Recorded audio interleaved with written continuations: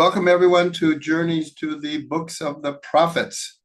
Last week we began the new book of 1 Kings, Melachim. We got through the first chapter, and a lot to it. And we'll begin in the second chapter of the Book of Kings tonight. So where we left off, a quick review, is the book tells us that David is in his last days, and one of his sons, Adoniyahu, declares himself king without permission. Says, Ani amloch, I will rule. Excuse me, I will reign. The word gets back to the prophet Natan, who talks to Bathsheba, the wife of David, and they inform him that Adoniyahu, without permission, has declared himself king. And it turns out that the plan was that Shlomo, Solomon, would be the king. And so the prophet and Bathsheba work with David, and he declares Shlomo king. They immediately anoint him, and he is now the king. The transition is happening. David is still alive, but the transference of the kingship is now in the hands of Shlomo Melech. It's important to point out he was 12 years old at the time. And so the first chapter ends that Adoniyahu hears this, and he realizes the gig is up, that he did not succeed. And now he is worried for his life because technically he rebelled against the king and he could have a death penalty. And so Shlomo sent him word and basically said, one second, basically said, just keep your nose clean and there'll be no problems. In other words, even though Shlomo had the technical right to have him executed, he didn't. And he said, just don't make trouble. And that's how the first chapter ends. So the second chapter ends that now it says David is really ready to leave this world. And there is about 5 or 6 beautiful verses here of David commanding Shlomo his last will and testament. And the most important thing is he's telling him, as simple as it is, if you want to continue your reign and you want to be successful, follow the Torah. The Torah is your guide. Beautiful, beautiful words here. We're not going to read all of them, but he's telling him very clearly. And he also mentions that God had told David that if you want your reign to continue, meaning you want your sons and sons of sons to be kings, they need to continue to follow the Torah like you have. And so David gives him his last will and testament. And then he adds 2 things at the end that this chapter spends a good part of its time about this. He tells him that make sure that Yoav, and we'll explain in a second, does not go down to the grave peacefully. And then he says also that Shimei should also not go down to the grave peacefully, but his very good friend Barzillai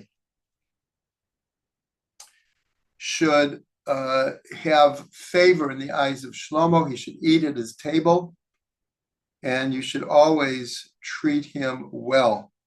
So now let's go back. Why is he commanding Shlomo to do what he didn't do?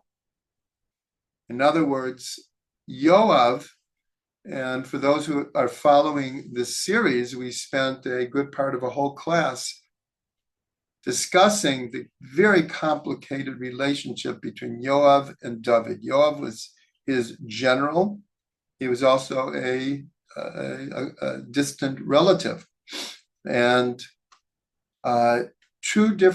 three times actually, he killed people that David felt he considered it murder, and it was unjustified. And yet, in his lifetime, because Yoav was such a strong figure, I don't mean just physically, he had a presence to him. He was a very successful general, and he, in a certain way, saved Israel and David many times. So it wasn't so simple. But the specific cases we're talking about is when Shaul dies. So his son, Ishbosheth, became king.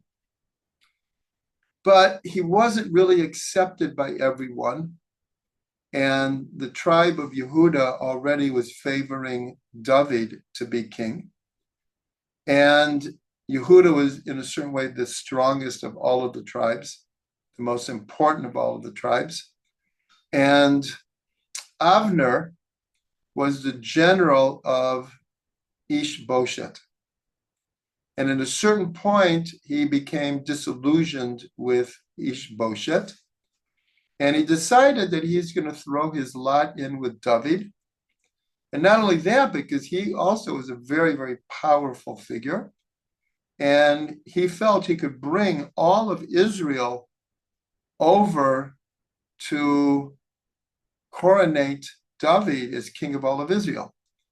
And so he sends word that, can I come meet you? I want to make peace, and I'm ready to throw my lot in with you. And he came, and David accepted him, and they, in a certain way, made an agreement. When he left, Yoav, who, for two reasons. One, he was, afraid of losing his position of being the general. And second, because in a battle, Avner had killed his brother. And he tried not to, but his brother was insistent on trying to kill Avner. And in a certain way, Avner was just self-defense at that point. Nonetheless, he killed his brother. And so Yoav killed him. And at the time, it looked really bad, because here someone came and he was going to bring everyone over to David so he could be king of all of Israel. And then his general goes and kills him. So David was outraged. And at the time he said, this is going to come back on your head. But he didn't dismiss him or have him executed. And another time with Amasa, that after David had commanded that no one should kill Avshalom. Avshalom was his son who rebelled against him and was actually going to kill David. And nonetheless, David just didn't want anyone to hurt Avshalom. He wanted to try to make peace. But again, Yoav goes and he kills Avshalom, David's son. And again, David doesn't do anything. And then he kills Amasa, who at that point he replaced Yoav with Amasa. And Yoav goes and kills Amasa. So for all these reasons that he could or should have executed judgment against Yoav, he didn't. So on his deathbed, he's telling Shlomo, his time for judgment has come. Same thing with Shimei. Shimei was the one who cursed David when he was fleeing from Yerushalayim from his son Avshalom. And when the rebellion failed, Shimei came and begged forgiveness. And David, again, on the spot, he could have had him killed.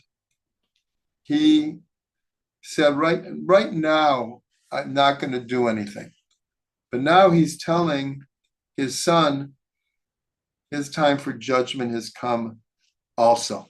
So the chapter takes a lot of explanation of what I just explained. And so then it says, and David dies, and he's buried, it says, in Be'er David. Ir David is what today is called Ir David.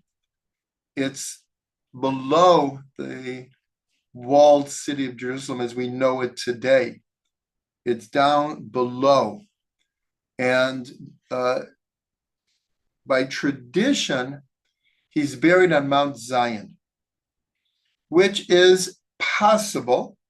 It is possible. Mount Zion is right above the city of David, and in those days could have been considered part of it. And to this day, that is where the traditional gravesite of David is there. But many people question if that's the exact site. Everyone knows it's somewhere very close. It's a very important landmark for my wife and myself because we were married on the roof of the Kever David, of the grave site of David. It was down below, and then there was a building above with this view, 360 degrees of the whole city, all the way into Jordan. And we got married on the roof of King David's grave. And then it recaps and says that David ruled over Israel for 40 years, 7 in Hebron and 33 in Jerusalem. So 40 years, like a whole generation, he was king. And then Adoniyahu comes back on the scene. Remember, he's the one who tried to usurp the kingship from David while he was still alive and failed. Now Shlomo is king. And he goes to Bathsheba and he says, it's a little strange. He says, I could have been king. Everyone wanted me as king. But what can I do? Your son Shlomo is king, and I accept it. There's a whole question why he even had to say that. But that is what he is recorded that he said. And then he said, can I ask a favor of you? And Bathsheba says, okay, well, what's on your mind? And he says that, could you ask Shlomo, your son, and could you put in a good word that I can marry Avishag Shunamite? Now, if we remember, Avishag Shunamite, she was the young, beautiful virgin who was brought to David in his last days to, quite literally, to warm him, to serve him, but also because David could not get warm. And we're told specifically that David did not have relations with her. He did not marry her. And the Torah, the Book of Melachim says very clearly that she was exceedingly beautiful. So now Adoniyahu is saying, ask Shlomo for permission that I can marry her. And Bathsheba says, okay, I'll ask him. And she goes to her son Shlomo. And here in a beautiful series of verses, it says, he got up, he bowed down to her. He was sitting in his throne. he brought another, like a fancy chair so she could sit next to him, showed her great respect. In a certain way, he became king because of her. This is what we discussed last time. And she said, Adoniyahu came to me, and this was his request. So we might think that Shlomo already said to Adoniyahu, just don't make trouble, and I'll leave you alone. I'll forget what you did. But here, Shlomo was outraged, and he just felt it was an insult to his father that now Adoniyahu, who rebelled against David, wants to marry the person that was close to David in his last days. And so he basically, almost sarcastically, says, is there anything else he wants? Perhaps he wants the throne itself. And to make a long story short, he orders Adoniyahu to be killed. And so, and it fell into the hand of Benyahu ben Yehoiada. Now, he was mentioned last week, and I said that he will be mentioned many, many, many times because he became, in a certain way, the main advisor, maybe Shlomo Melech's right-hand person is Benyahu ben Yehoiada. According to tradition, he's buried in Sfat. I've gone to his gravesite many times. And he orders him, he becomes the general of the army. And so he administers the judgment of the king. Then Shlomo turns to Eviatar. Eviatar was one of the, one of the two main Kohanim, but he sided with Adoniyahu.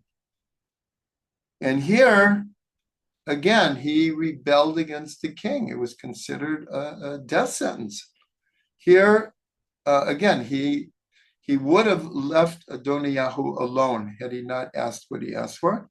Here, he just sends Eviatar away. Now, you cannot be a Kohen in Yerushalayim anymore. Go back to your home and just stay there. He leaves him to go also. And he comes from the lineage of Eli. And this goes back to the book of Shmuel, that the whole lineage of Eli in a certain way was cursed. And the Book of Melachim points it out that Eviatar being expelled from Yerushalayim was part of the curse of the family of Eli. And then it comes Yoav's time. Yoav has heard what happened to Adoniyahu. He understands that his time is up. He understands that not only did he kill Avner, he killed Avshalom, he killed Amasa. But there's one other thing that he did that is put in here. So when David is commanding Shlomo, he says all these things that Yoav did, and he said, and that which he did to me. And so the question is, what did Avner do to him other than go against his orders, kill his son, kill two people that he was not supposed to kill? But what he's referring to is going back to the incident with Bathsheba. And we know that David, his great sin was he set up the husband. At that point, it was in a certain way, technically the divorced husband of Bathsheba, that he should be put in the front lines in a battle that Israel was destined to lose at that point. And sure enough, Uriah, who was one of the David's main warriors, he wasn't just happened to be the husband of Bathsheba. He was one of David's main people from the beginning. And what happened, though, is David wrote a letter to Avner, who was at the front lines, telling him, I'm commanding you to put Uriah in the front lines in this battle. And Avner understood what that meant, and he did it. And when Uriah was killed, the troops felt there's something wrong here. Why was Uriah sent right to the front lines here at the wrong time? And Avner takes out the letter that David had written, which was obviously supposed to be secret, because they wanted to take revenge on Yoav, excuse me, not Avner, on Yoav, that he had sent Uriah to the front lines. And so he showed this secret letter, and that got him out of trouble, but it caused tremendous trouble for David, because then it was known that David had set up Uriah. And so David was always upset at Yoav, but again, he waited for his deathbed to command his son to administer the judgment. So now Yoav's time has come. And again, the king sends Benyahu ben Yehoiada, and he administers the judgment, and he kills him. And then it is Shimei's turn. And Shimei is the one who cursed David. And so now Shimei is brought before David, and before Shlomo. And Shlomo says, I'll make a deal with you. Just go back to your home. Stay here in Jerusalem, and nothing will happen to you.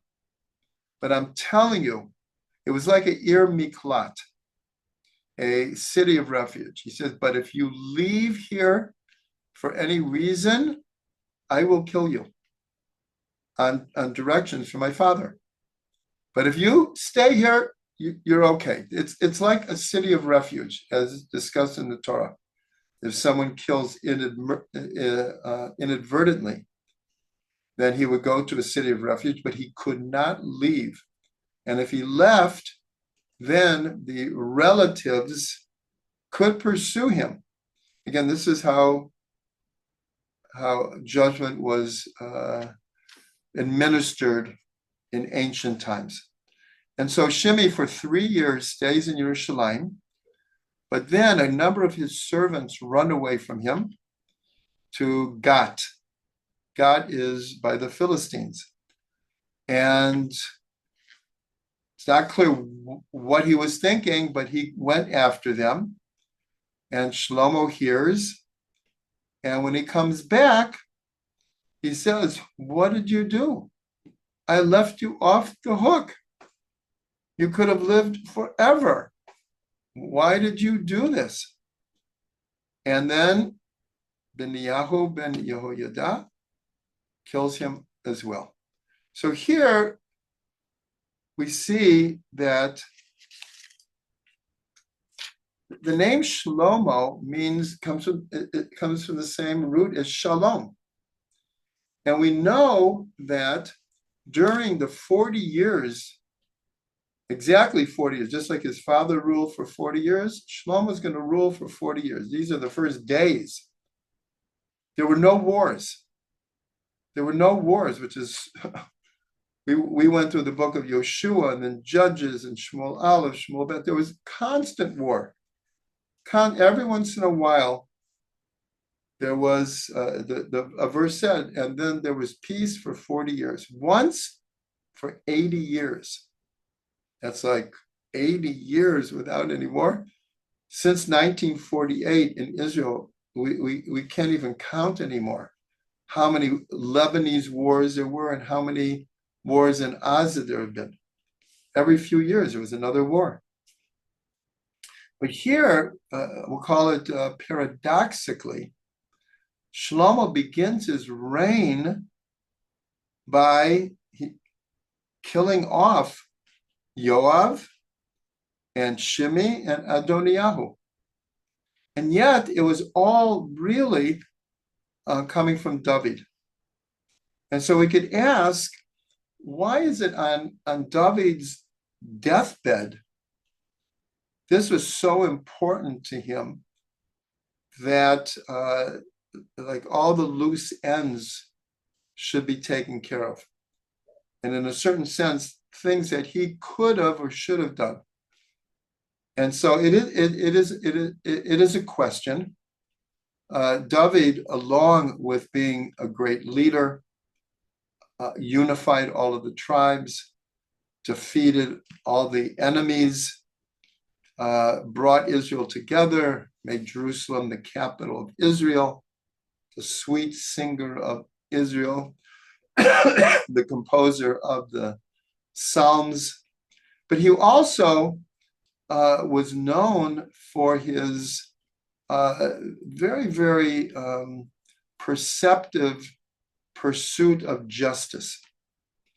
That there's a certain justice that is administered by the court system, but in those days there was a parallel justice system in those things that didn't fit neatly into the judgment, into the justice department that was in the prerogative of the king. And David was known as being very fair, very righteous in his judgments. And so here, as he's getting to his last days, it seems that he realizes, why didn't I take care of business with Yoav when I should have? And why didn't I take care of business with Shimei when I should have? And why did I let, in a number of occasions, my sons go without rebuke? This we discussed last week, that David, in a number of occasions, could have or should have rebuked his sons, and he didn't. And so here he's trying to tie all the ends together. And so he leaves it to Shlomo to, in a certain way, do what he could or should have done himself. And here we see Shlomo was true to what David wanted, but also on a number of these occasions, he would have let them off the hook as long as they just didn't make any trouble. But so here we just see something that's a bit paradoxical, that Shlomo, who we usually associate with shalom, he begins his reign by, in a certain way, finishing off the enemies of his father, really at the directive of his father. And then after all that is done, so it says like this.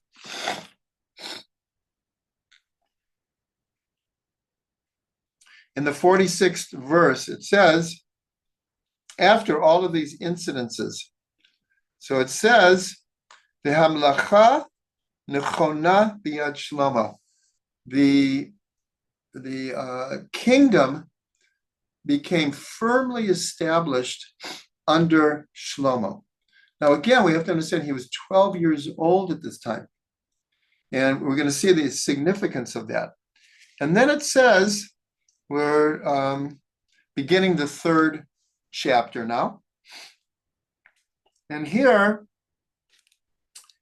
there's almost like a time warp here, that in a certain way, the text is jumping ahead without mentioning it, because then it mentions that Shlomo married the daughter of Pharaoh from Egypt.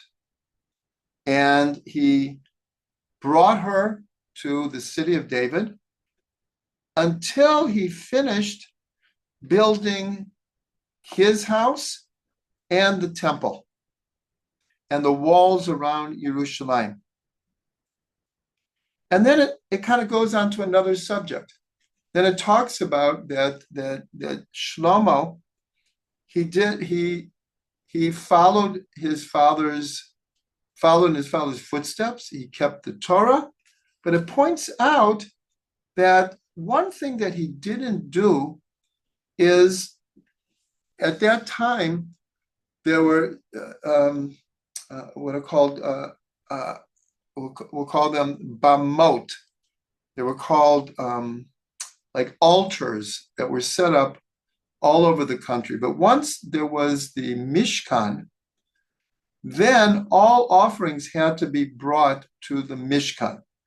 But for many people, that was difficult because the Mishkan's in one place and people are scattered all over the country. And so it says that for 4 years, he continued to worship on these bamot. The commentaries have a difference of opinion. Some say these, because right afterwards it says that Shlomo went to Givon. Givon was where the Mishkan was now centered. And it says there he brought up offerings, and he brought 1,000 burnt offerings on the altar of Givon. So the question is, does that mean all in one day? Or was that over a long period of time? The commentaries have different opinions, but it's clear that Shlomo would go to the Mishkan and bring offerings.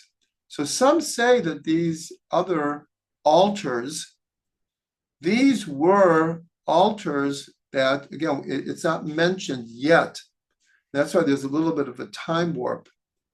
Is in the end, we're told that Shlomo married 1,000 women, and they were all from the different nations. And we'll see at the end of the book what a problem it turned into. But they were the ones that were going to these altars, but it's written as if Shlomo was, because he allowed it. And so going back to the daughter of Pharaoh, and the reason I said it was a bit of a time warp, because there's a tradition that on the very day that Shlomo inaugurated the temple, and we're going to get to the building of the temple, he married the daughter of Pharaoh the same day. And that was considered a problem. That was considered a problem. The Midrash says when he married, again, this is the same day that he built the first temple, was supposed to be a magnificent building. And we're told the Shekhinah dwelt there during the time of the first temple.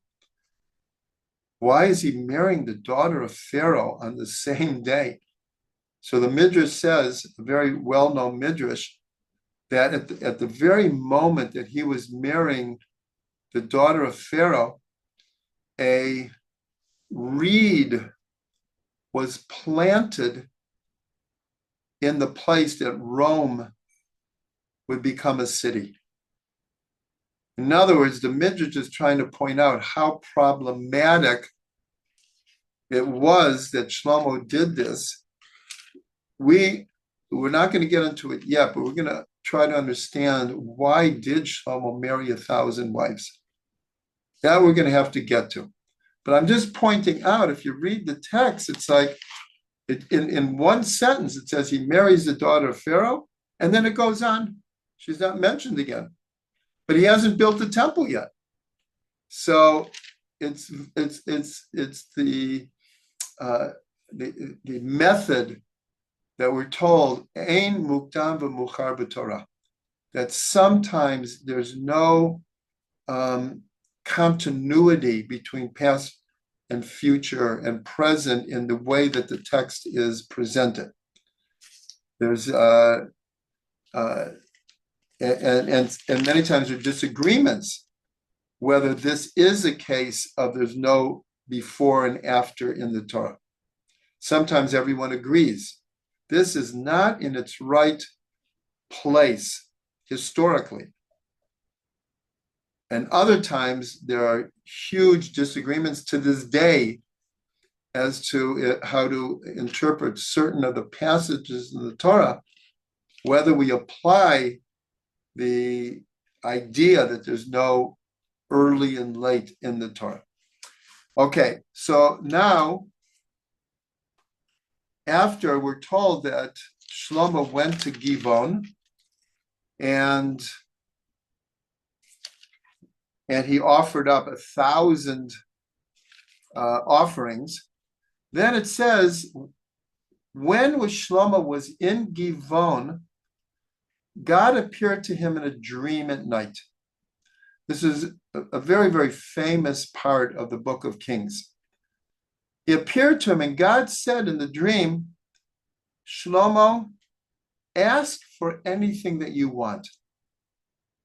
Whatever you ask, I will grant it, because you have shown great faithful love to your servant, David. No, excuse me. I'm going to start again. God said, ask for me what you want. And Shlomo answers, God, you have shown such grateful, faithful love to your servant David. And he walked with you through thick and thin in his righteousness and his uprightness. And he had a son, he's referring to himself, who is now sitting on the throne. And he says that, God, you have made me king. And he says, literally, he says, Va'anochi na'ar katon. I'm just a young boy. That's what we've pointed out, that he was 12 years old. Now, he calls himself a young boy. So we might have a picture of like a little kid, pre-bar mitzvah, shovavnik, whatever. We don't really understand Shlomo like that. As we're going to see shortly, his 12 years old apparently was an extremely mature 12 years old. But nonetheless, he says, I'm just a young boy. And he says, I don't even know how to go out and to come in. Now, this is interesting because one of the major responsibilities of a king is to lead the army, not as the general, but the commander-in-chief. It's the king who decides when and if and where to fight. And many people don't know this, but the word sava, which means army, is a combination of two words, say and ba. Sa, like God says to Noah, say minateva, go out from the ark after the flood. And ba, so that's what Shlomo says. I don't know how to go out and to come in. In other words, I'm inexperienced. And he says, and I am now in the midst of this great people that cannot even be numbered for multitude. So therefore, what I'm asking for is understanding to know how to judge your people. That's what he asks for. Understanding so he'll be able to properly judge your people. And the text says this request found grace in God's eyes. And he responded and he said, because this is what you asked for, you could have asked for anything. The greatest power, the greatest riches, anything. But the fact that you asked for understanding to judge people properly, I'm going to give you all of it. And he says that he says that I'm going to make you wise with an understanding heart like no one before you and no one after you. So this is the whole, let's say, reputation that the text is telling us, that Shlomo was the wisest person in a certain way ever to live. Because that's what the text says. God says, I'm going to make you so wise and no one before you and no one after you will ever be like that. But because you didn't ask for power and money and glory, I'm going to give you all of that as well. Again, this is all in a dream. This is all in a dream. But he says, but in order for all of this to become real, you must walk in my ways. And you must keep my Torah and my commandments like your father David did all the days of his life. And Shlomo woke up. So this is just a classic story from the Book of Kings. And it said that, remember, he's in Givon. This is where the Mishkan was at that time. And it said when he woke up, he went into the Mishkan and he stood before the Holy of Holies. And then he offered up offerings. And he made a big feast for all of his servants who were with him.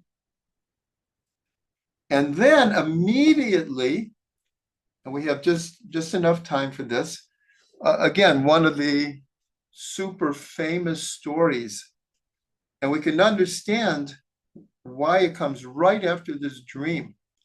This is the story of two women, and they're called harlots. They're called harlots. Come before Shlomo, asking for judgment. And the story is, I think many people are familiar with this, but they both give birth at the same time. And they're in a place that they're alone. There's no one else there. They give, either they helped each other give birth or they gave birth themselves. There's no one else there.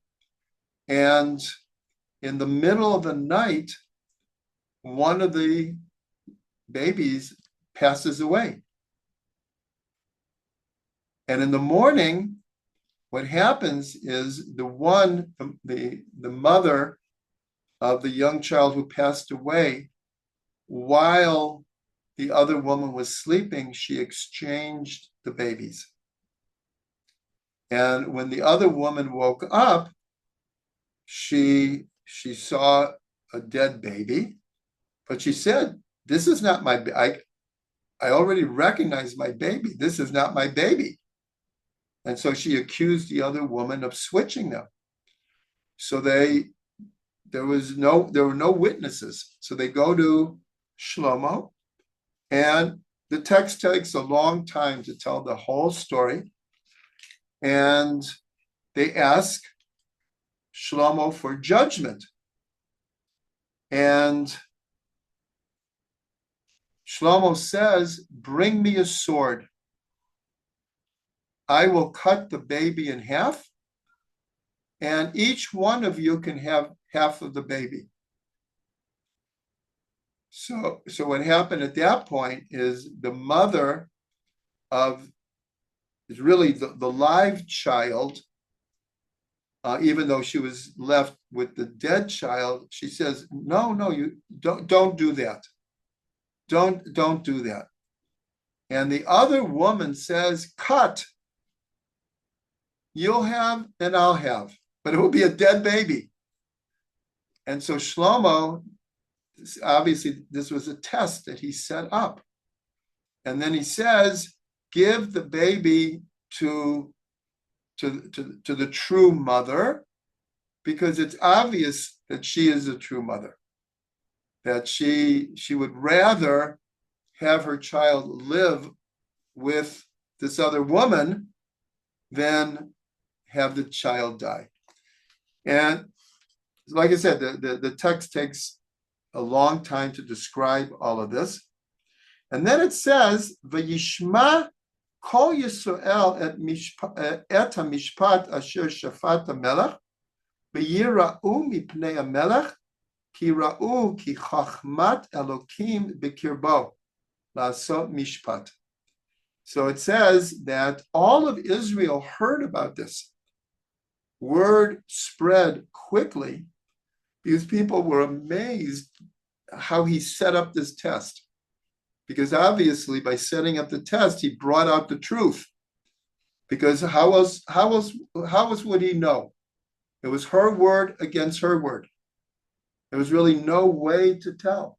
But he had enough wisdom to know that this threat of cutting the baby in half would reveal which one was the true mother. So the verse says that all of Israel heard this. One second.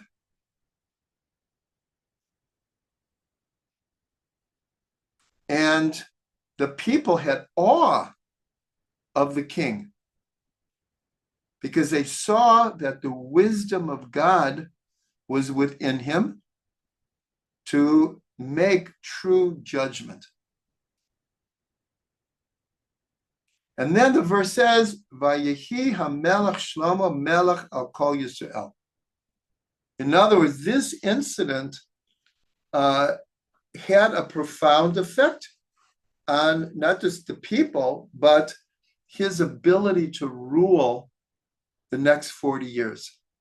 In other words, power, there's two ways to wield power, either through force, a dictator, a despot, a tyrant, or through people respecting their leader and loving their leader. And we actually learned back in the book of Shmuel that at a certain point, it said that all of Israel loved David. At a certain point, despite all of the rumors, all of his problems, at a certain point, it says all of Israel came to love David.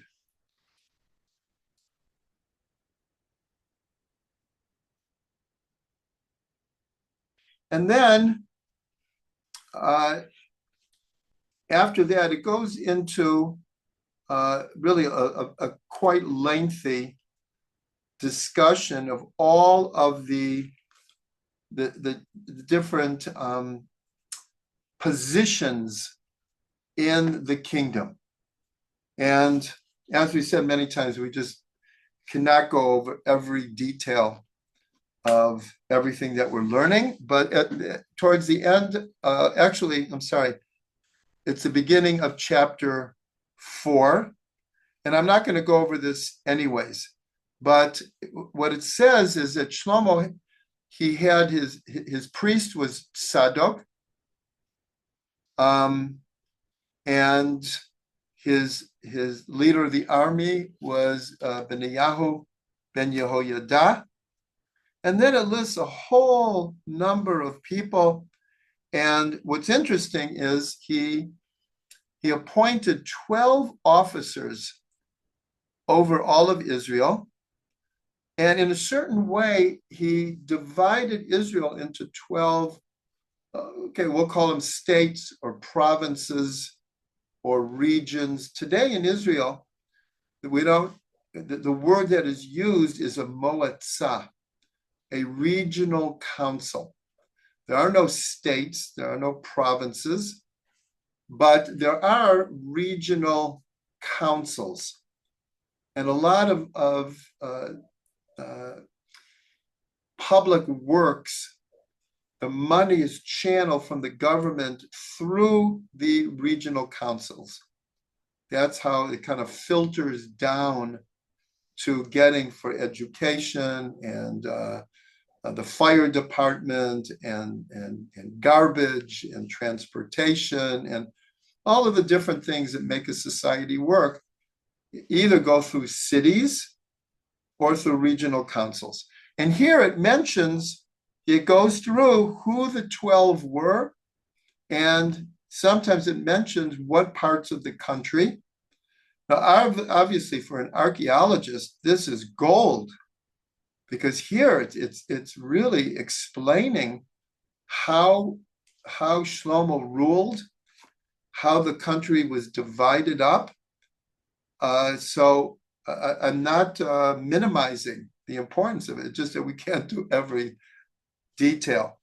And some of the places, we don't know their names now, and many of them we do. So everyone is welcome to go through the beginning of chapter 4. Beit Shan is mentioned, Megiddo is mentioned, Dor is mentioned, Hefer, places that are named today. Ramot Gilad, many of these, the Bashan. So here, like I said, the first part, actually, all of chapter 4, that's the whole chapter. The first 3 chapters that it's taken us 2 weeks to get through were very long. Chapter 4 is relatively short, and it's all on this one subject. Who is the administration of Shlomo? And that's where we will stop, and we will continue next week with chapter 5. And before we know it, we are going to be into Shlomo building the first temple.